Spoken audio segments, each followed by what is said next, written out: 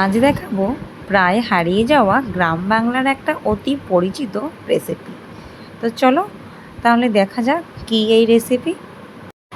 Hello বন্ধুরা, কেমন আছো সবাই? আশা করি সবাই খুব ভালো আছো। অনেক দিন বাদে আমি আবার মর্নিং ওয়াকে আসছি। প্রায় আগে কদিন আসতাম, তারপরে আসা বন্ধ হয়ে গেছিলো, যা বাজে ওয়েদার, বৃষ্টি সকাল হতেই। তো এখন দুদিন ধরে ওয়েদারটা বেশ মনোরম, আর আমি কয়েকদিন ধরেই হাঁটা শুরু করেছি আবার।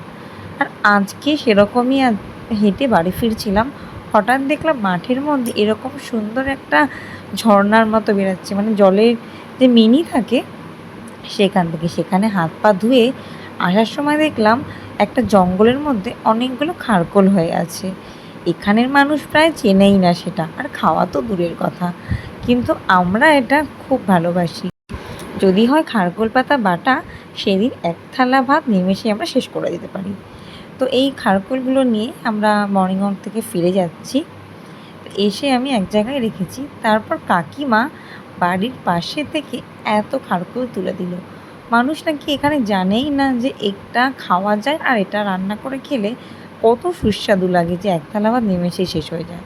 তো চলো আজকে তাহলে শেখাই, এখানে সবাইকেও খাওয়ানো যাবে খারকোল পাতা বাটা।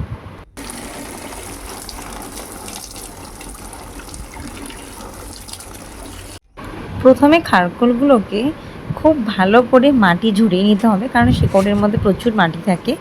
মাটি ঝরিয়ে নিয়ে খুব ভালোভাবে 4 থেকে 5 বার বড় জায়গার মধ্যে এটাকে ধুয়ে নিতে হবে। তো আমার ধোয়া হয়ে গেছে, এগুলোকে নিয়ে চলে এসেছি ঘরে।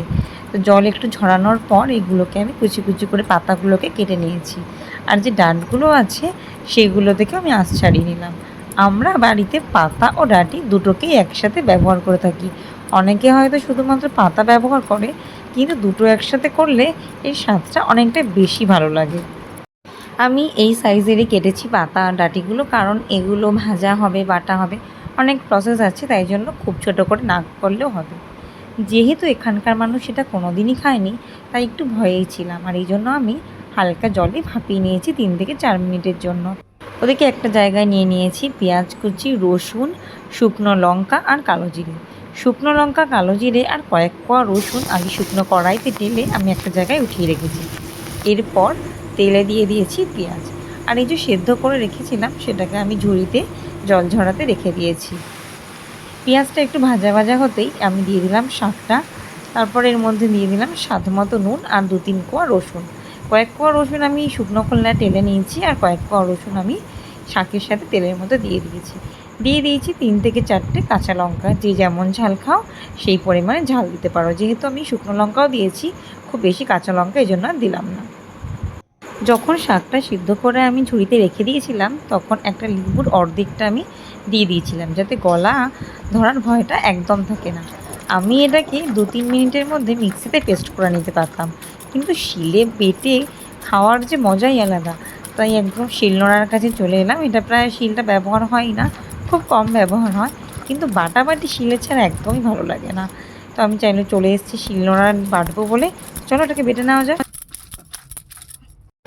আর দেখো তৈরি হয়ে গেছে ভীষণ সুস্বাদু খারকোল, বা অনেকেই বলে ঘ্যাটকোল। আমরা এটা খারকোল পাতা হিসেবেই চিনি। তো এই দিয়ে একতালা ভাত নিমেষেই শেষ করা যায়। আমি প্রথমে একটু টেনশনে ছিলাম যে এখানে মানুষ কোনো দিনই এটা খায়নি, এর ব্যবহারও জানে না, কীরকম হবে। তো আমি নিজে খেয়ে আমি তো ভীষণ আনন্দ পেয়েছি, কারণ এটা খেতে দারুণ হয়। তো তোমরাও জানিও তোমরা কারা কারা ভালোবাসো এই খারকোল পাতা বাটা, আর আমার ভিডিওটা কেমন লাগলো অবশ্যই জানিও। আজকের মতো টাটা।